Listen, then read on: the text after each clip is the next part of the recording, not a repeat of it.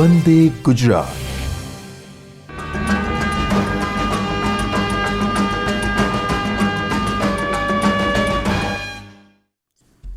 નમસ્કાર. આજે આપણે વર્ચ્યુઅલ ક્લાસરૂમ ટ્રેનિંગમાં ઇલેક્ટ્રોનિક્સ અંતર્ગત ટૉપિક શીખીશું. હું ITI પલાણા ખાતેથી અહીં આગળ આવેલી છું. આજે આપણે ઇલેક્ટ્રોનિક્સમાં જે ડિજિટલ ઇલેક્ટ્રોનિક્સ ડિવાઇસીસ આવે છે એમાં રજિસ્ટરના ટૉપિક વિશે આપણે સમજીશું. રજિસ્ટર કોને કહેવાય? રજિસ્ટરનું ક્લાસિફિકેશન શું છે, વર્ગીકરણ શું છે, તેમાં ડેટા શિફ્ટિંગનું ક્લાસિફિકેશન કેવી રીતે થાય છે એના વિશે આપણે સમજીશું. સૌથી પહેલાં તો આપણે સમજીશું કે રજિસ્ટર કોને કહેવાય. તો રજિસ્ટર ડિજિટલ ડિવાઇસની અંદર રજિસ્ટર એ એક ફ્લિપ ફ્લોપ એક બીટ ઇન્ફોર્મેશનને સ્ટોર કરે છે. રજિસ્ટરમાં એક કરતાં વધારે ફ્લિપ ફ્લોપ વપરાય છે. દાખલા તરીકે 4 બીટ ઇન્ફોર્મેશનને 4 ફ્લિપ ફ્લોપ વપરાશે. રજિસ્ટરનો ઉપયોગ બાઇનરી ઇન્ફોર્મેશનને ટેમ્પરરી સ્ટોર કરવાનું કાર્ય કરે છે. રજિસ્ટરનો જે ઉપયોગ છે એ microprocessor, digital devices, digital computer તેમાં થાય છે. રજિસ્ટરનું આપણે વર્ગીકરણ સમજીએ તો રજિસ્ટરનું વર્ગીકરણ 2 રીતે થાય છે. એક તો છે બફર અથવા તો મેમરી રજિસ્ટર, બીજું છે શિફ્ટ રજિસ્ટર. હવે એની અંદર આપણે બફર એટલે કે મેમરી રજિસ્ટર શું છે? તો મેમરી અથવા બફર ફક્ત ને ફક્ત ડેટાને સ્ટોર કરે છે. રજિસ્ટરમાં સ્ટોર થયેલ ડેટા આમાં શિફ્ટ થઈ શકે નહીં.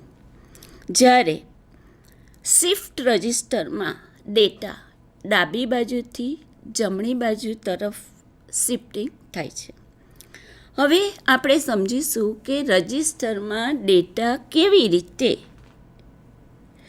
સ્ટોર થાય છે અને કેવી રીતે બહાર લેવામાં આવે છે. તો રજિસ્ટરમાં ડેટા એક પછી એક સાથે લઈ શકાય છે અને તેના આધારે કુલ 4 પ્રકાર પડે છે.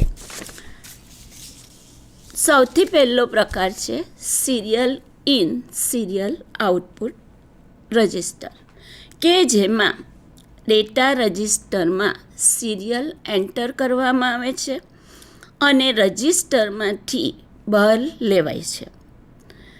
બીજો છે serial in parallel output register, જેમાં ડેટા સિરિયલી ક્રમ પ્રમાણે લેવામાં આવે છે અને પેરેલલમાંથી બહાર લેવામાં આવે છે.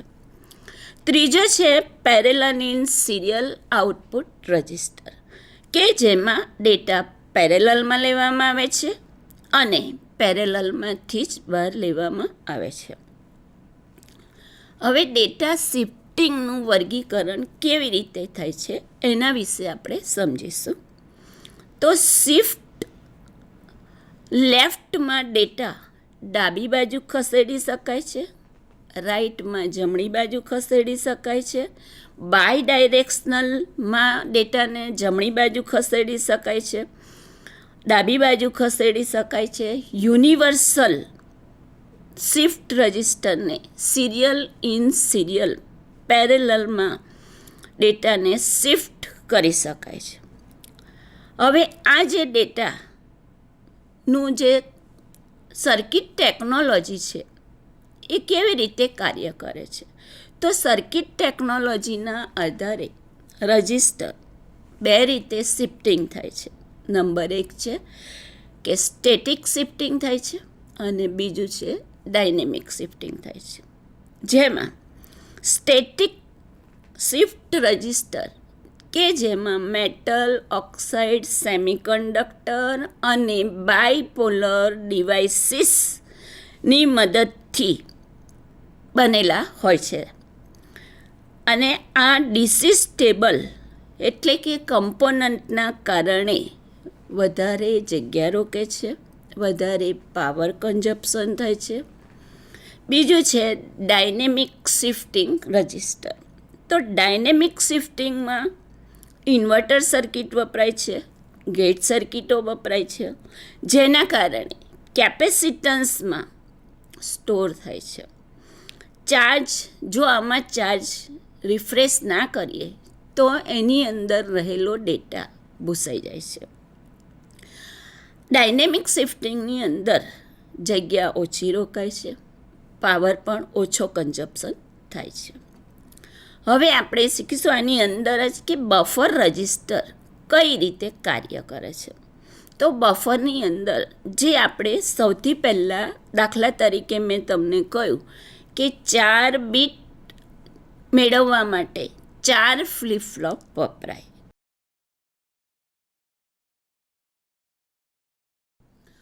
ઓકે, હવે આપણે જે સ્લાઇડો બનાવી છે એ સ્લાઇડ પરથી ફરી એક વખત આ ટૉપિકને આપણે રિપીટ કરીશું કે રજિસ્ટરના ઉપયોગો. તો રજિસ્ટર એટલે શું એ મેં તમને કહ્યું કે બાઇનરી ફ્લિપ ફ્લોપની અંદર બાઇનરી ડેટા સ્ટોરેજ થાય છે. તો રજિસ્ટરની અંદર પણ શું છે કે 4 ફ્લિપ ફ્લોપ અને 4 બીટ ડેટા સ્ટોર થાય છે. હવે એના ઉપયોગો મેં તમને સમજાયા કે ઉપયોગો એક તો એના ડિજિટલ ડિવાઇસીસો જે છે એની અંદર રજિસ્ટરનો ઉપયોગ થાય. બીજું કે માઇક્રો પ્રોસેસરની અંદર એનો ઉપયોગ થાય. અને ત્રીજું કે કમ્પ્યુટર, ડિજિટલ કમ્પ્યુટરની અંદર એનો ઉપયોગ થાય. હવે રજિસ્ટરનું વર્ગીકરણ આપણે ફરી સમજીએ કે ડેટા શિફ્ટિંગનું વર્ગીકરણ. ડેટા શિફ્ટિંગનું વર્ગીકરણ 2 રીતે થાય છે કે રજિસ્ટર એક ફ્લિપ ફ્લોપ 1 બીટ માહિતીને સ્ટોર કરે છે, એ આપણે આગળ શીખ્યા. તો આ જે રજિસ્ટર છે એ રજિસ્ટરનું જે વર્ગીકરણ છે એ 2 રીતે થાય છે. એક તો છે મેમરી શિફ્ટિંગ એટલે કે બફર રજિસ્ટર. બીજું છે કે શિફ્ટિંગ રજિસ્ટર. તો એની અંદર સૌથી પહેલાં મેમરીમાં ફક્ત ડેટાને સ્ટોર કરવા માટે બફર રજિસ્ટરનો ઉપયોગ થાય છે. બીજું છે શિફ્ટ રજિસ્ટર. તો શિફ્ટ રજિસ્ટરમાં ડેટા જમણી બાજુથી ડાબી બાજુથી જમણી બાજુ શિફ્ટ થાય છે. હવે આપણે સમજીશું કે રજિસ્ટરમાં ડેટા કેવી રીતે સ્ટોર થાય છે અને કેવી રીતે બહાર લેવાય છે. તો એના માટે 4 પદ્ધતિ, 4 પ્રકારે ડેટા સ્ટોરે કરી શકાય છે અને ડેટાને બહાર લેવાય છે. જેમાંની પહેલી પદ્ધતિ છે કે serial in serial out data. બીજી છે સિરિયલ ઇન પેરેલલ ડેટા. ત્રીજી છે પેરેલલ ઇન સિરિયલ આઉટ. અને ચોથી છે પેરેલલ ઇન પેરેલલ આઉટ. હવે એની અંદર સૌથી પહેલી serial in serial out register કે જેમાં ડેટા રજિસ્ટરમાં સિરિયલી એન્ટર કરવામાં આવે છે. સિરિયલી એટલે કે ક્રમવાઇઝ એક પછી એક એન્ટર કરાય છે અને બહાર પણ ક્રમવાઇઝ લેવામાં આવે છે. બીજું છે કે serial in parallel out register કે જેમાં ડેટા સિરિયલી એન્ટર કરવામાં આવે છે અને પેરેલલમાં બહાર લેવામાં આવે છે. ત્રીજું છે parallel in serial out register જેમાં ડેટા પેરેલલમાં લેવામાં આવે છે અને સિરિયલી બહાર લેવામાં આવે છે. ચોથું છે parallel in parallel data out જેમાં ડેટા પેરેલલમાં લેવાય છે અને પેરેલલમાં ડેટાને બહાર લેવાય છે. ડેટા શિફ્ટિંગનું વર્ગીકરણ વિશે આપણે સમજીશું. તો ડેટા શિફ્ટિંગનું જે વર્ગીકરણ છે એ બે રીતે થાય છે. એટલે કે ડેટા ડાબી બાજુથી જમણી બાજુ, લેફ્ટથી રાઈટ સાઈડ ખસેડી શકાય છે. રાઈટમાં જમણી બાજુ બાયડાયરેક્શનલ એટલે બંને દિશામાં ડેટાને લઈ શકાય છે. હવે આ જે રજિસ્ટર બનાવેલા છે એની સર્કિટ ટેકનોલોજી કઈ રીતે કામ કરે છે? તો સર્કિટ ટેકનોલોજીની આધારે રજિસ્ટરના બે પ્રકાર પડે છે. એક તો છે સ્ટેટિક શિફ્ટિંગ રજિસ્ટર અને બીજી છે ડાયનેમિક શિફ્ટિંગ રજિસ્ટર. હવે સ્ટેટિકની અંદર જે કમ્પોનન્ટ વપરાય છે એ મોટા કમ્પોનન્ટ વપરાય છે. મોટા મતલબ કે એની અંદર મોસ એટલે કે એનું મેટલ ઓક્સાઇડ સેમિકન્ડક્ટર, અને બીજું છે બાયપોલર ડિવાઇસીસ. બાયપોલર ડિવાઇસીસ એટલે બંને ડાયરેક્શનલની અંદર કામ કરતી ડિવાઇસ, એટલે કે ટ્રાન્ઝિસ્ટર એ બાયપોલર ડિવાઇસ કહેવાય. તો ટ્રાન્ઝિસ્ટરથી બનેલી આ સ્ટેટિક શિફ્ટ રજિસ્ટર છે. જ્યારે એમાં ડીસી સ્ટેબલ રહે છે અને આમાં કમ્પોનન્ટના કારણે જગ્યા પણ વધારે રોકે છે અને પાવર કન્ઝપ્શન પણ વધુ થાય છે. જ્યારે ડાયનેમિક શિફ્ટિંગ રજિસ્ટરની અંદર ઇન્વર્ટર વપરાય છે અને એની અંદર ગેટ સર્કિટોના કારણે કેપેસિટન્સની માહિતી સ્ટોર થાય છે. જો આની અંદર ડાયનેમિકમાં ચાર્જને આપણે રિફ્રેશ ના કરીએ તો ડેટા બધો ભૂસાઈ જાય છે અને તેમાં જગ્યા ઓછી રોકાય છે અને પાવર કન્ઝપ્શન પણ ઓછો થાય છે. હવે આપણે આની અંદર જે બફર રજિસ્ટર, જે આપણે આગળ ભણ્યા કે મેમરી રજિસ્ટરની અંદર એનું ફ્લિપફ્લોપ કેવી રીતે કામ કરે છે, એના બ્લોક કઈ રીતે કામ કરે છે એના વિશે આપણે સમજીશું.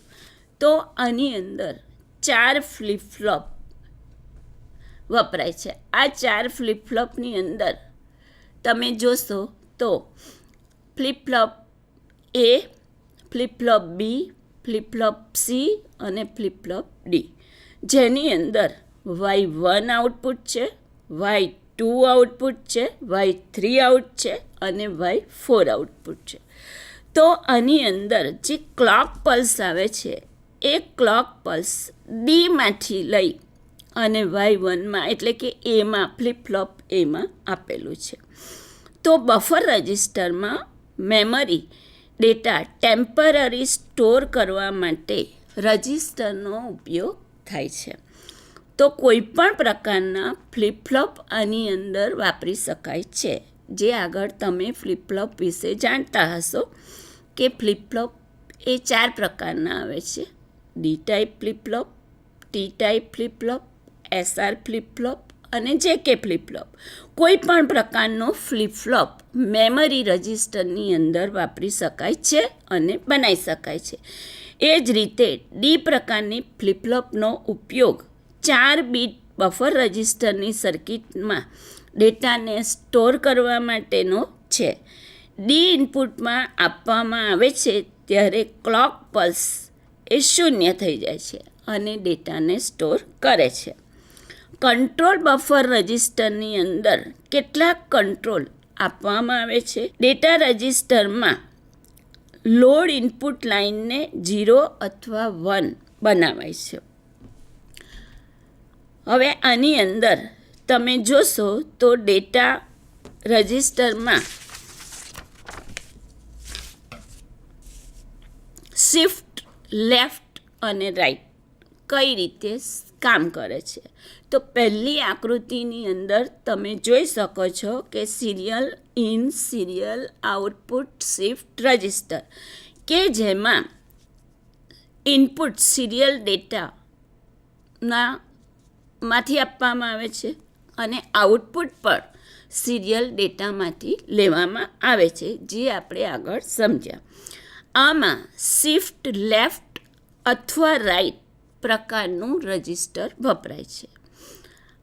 આકૃતિ નંબર 2ની અંદર તમને દર્શાવ્યું છે કે serial in parallel output shift register, મતલબ કે ઇનપુટ સિગ્નલ સિરિયલી આપવામાં આવે છે અને આઉટપુટ સિગ્નલ પેરેલલથી લેવામાં આવે છે. આની અંદર જે ઇનપુટ તમને દર્શાવેલું છે એ સિરિયલ ઇનપુટ ડેટા અને આઉટપુટ ડેટા MSB એટલે કે મોસ્ટ સિગ્નિફિકન્ટ બીટ અને LSB એટલે કે લાસ્ટ સિગ્નિફિકન્ટ બીટ, એની અંદરથી આ પ્રકારના રજિસ્ટરમાં ડેટા એન્ટ્રી એક પછી એક એટલે કે સિરિયલી એટલે કે ક્રમવાઇઝ કરવામાં આવે છે અને આઉટપુટ એકસાથે પેરેલલમાં લેવામાં આવે છે. ત્રીજું છે, ત્રીજી આકૃતિમાં દર્શાવ્યું છે કે parallel in serial output shift register, કે જેમાં ડેટા એક પલ્સના ઓપરેશનથી એકસાથે એન્ટર કરવામાં આવે છે પણ આઉટપુટ સિરિયલી લેવામાં આવે છે. આની અંદર આકૃતિમાં તમને દર્શાવ્યું છે કે સિરિયલ ડેટા આઉટપુટમાં લેવામાં આવે છે અને ઇનપુટ ડેટા પેરેલલમાં એટલે કે મોસ્ટ સિગ્નિફિકન્ટ બીટથી લઈ parallel data last significant bit સુધી ઇનપુટમાં આપી શકાય છે. ચોથું છે, ચોથી આકૃતિમાં તમને દર્શાવ્યું છે કે પેરેલલ આઉટપુટ શિફ્ટ રજિસ્ટર, કે જેમાં રજિસ્ટરમાં ડેટા એકસાથે એન્ટર કરાય છે અને આઉટપુટ પણ એકસાથે બહાર લેવામાં આવે છે. આકૃતિમાં તમે જોશો તો જે ઇનપુટ સિગ્નલ છે એ પેરેલલ ડેટામાં આપવામાં આવે છે, જ્યારે આઉટપુટ પણ શું છે કે પેરેલલમાં લેવામાં આવે છે. તો આમાં MSB અને LSBથી આઉટપુટ ડેટા મેળવી શકાય છે. હવે આપણે આજે ટોપિક રજિસ્ટર ડિજિટલ ઇલેક્ટ્રોનિક્સનો આ એક ટોપિક રજિસ્ટર વિશે આપણે સમજ્યા. તો આ રજિસ્ટરમાં તમને હું પ્રશ્ન કરું કે ભાઈ, પહેલો પ્રશ્ન કરીશ કે તમે ફ્લિપ-ફ્લોપ વિશે શું જાણો છો અને ફ્લિપ-ફ્લોપના પ્રકાર કયા કયા છે. જો ભાઈ, ફ્લિપ-ફ્લોપ એટલે એક બાઇનરીને ઇનપુટ કરી શકાય. ફ્લિપ-ફ્લોપ એ 4 પ્રકારના આવે છે. એમાં SR flip-flop, JK flip-flop, D type flip-flop અને તો આ ફ્લિપ-ફ્લોપના આધારે જ આપણે શું બનાવવાનું છે? રજિસ્ટર. રજિસ્ટર એક ડિજિટલ ઇલેક્ટ્રોનિક્સનો એક ભાગ છે. તો આ રજિસ્ટર કોને કહેવાય? તો રજિસ્ટર એક ફ્લિપ-ફ્લોપ બીટ ઇન્ફોર્મેશનને સ્ટોર કરવાનું કાર્ય કરે છે અને એમાં એક કરતાં વધારે ફ્લિપ-ફ્લોપ આપણે વાપરી શકીએ છીએ. હવે રજિસ્ટરના ઉપયોગો કોણ કહેશે? રજિસ્ટરના ઉપયોગો માઇક્રોપ્રોસેસર એટલે કે 8085 ચિપ્સ માઇક્રોપ્રોસેસરની અંદર પણ વપરાય છે. બીજું છે ડિજિટલ જે કમ્પ્યુટર આવે છે એની અંદર પણ વપરાય છે અને તમામ ડિજિટલ જે ડિવાઇસીસ છે એની અંદર પણ રજિસ્ટર વપરાય છે. હવે તમે શિફ્ટ રજિસ્ટર કોને કહેશો? જે રજિસ્ટર ડાબી બાજુની ઇન્ફોર્મેશનને જમણી બાજુએ ખસેડે તેને શિફ્ટ રજિસ્ટર કહેવાય. જો તમે મને મારું આ રજિસ્ટર નો ટોપિક તમે મારી જોડેથી શીખ્યા અને શાંતિથી મને સાંભળી એ બદલ હું તમારો આભાર વ્યક્ત કરું છું. અને એની અંદર જો મારી કોઈ પણ પ્રકારની ભૂલ થઈ ગઈ હોય